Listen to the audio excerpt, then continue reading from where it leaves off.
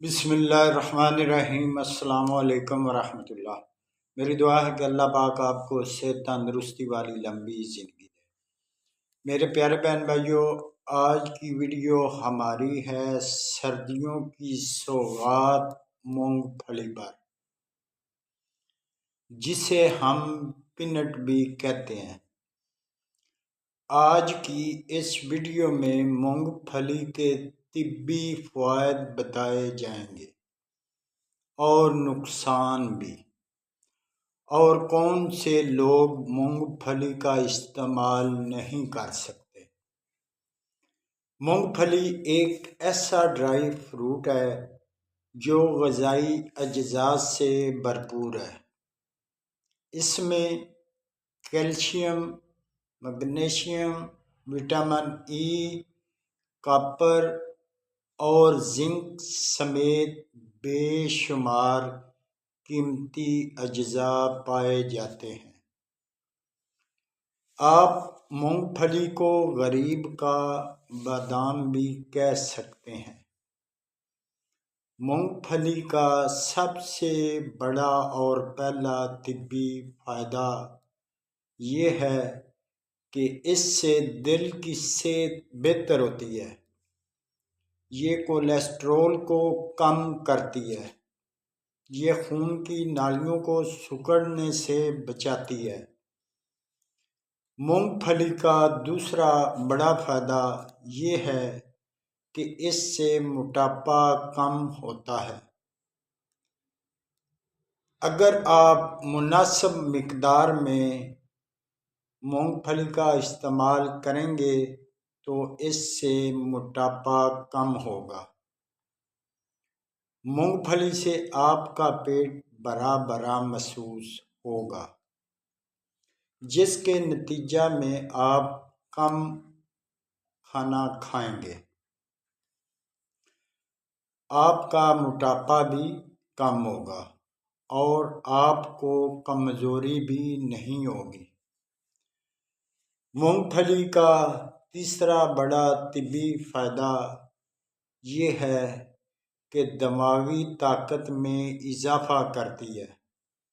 اس سے یادداشت بہتر ہوتی ہے۔ اس سے موڈ خوشگوار رہتا ہے۔ چوتھا سب سے بڑا طبی فائدہ شوگر کے مریضوں کے لیے اس سے شوگر لیول کنٹرول میں رہتا ہے۔ شوگر کے مریض مونگ پھلی کھا کر اپنی شوگر کو کنٹرول کر سکتے ہیں۔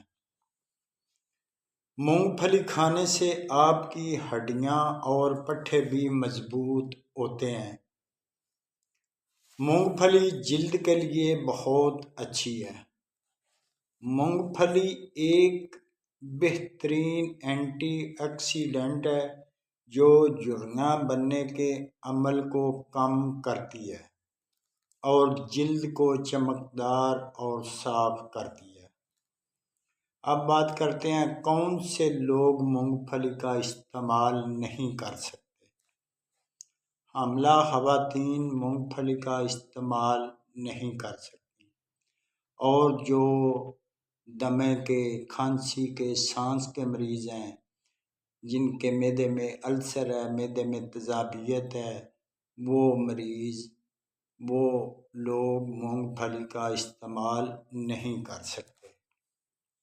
تو مونگ پھلی کتنی مقدار میں ہمیں استعمال کرنی چاہیے؟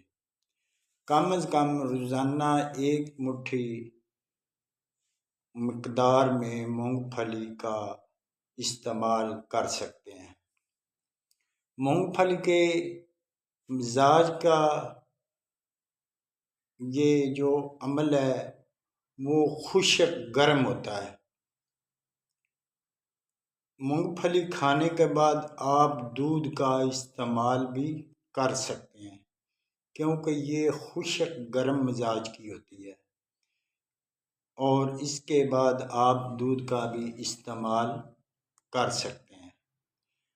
اور اس کی ٹائمنگ کیا ہے، کس وقت ہمیں کھانی چاہیے؟ اچھا وقت تو یہ ہے کہ صبح کے وقت یا دوپہر کے وقت۔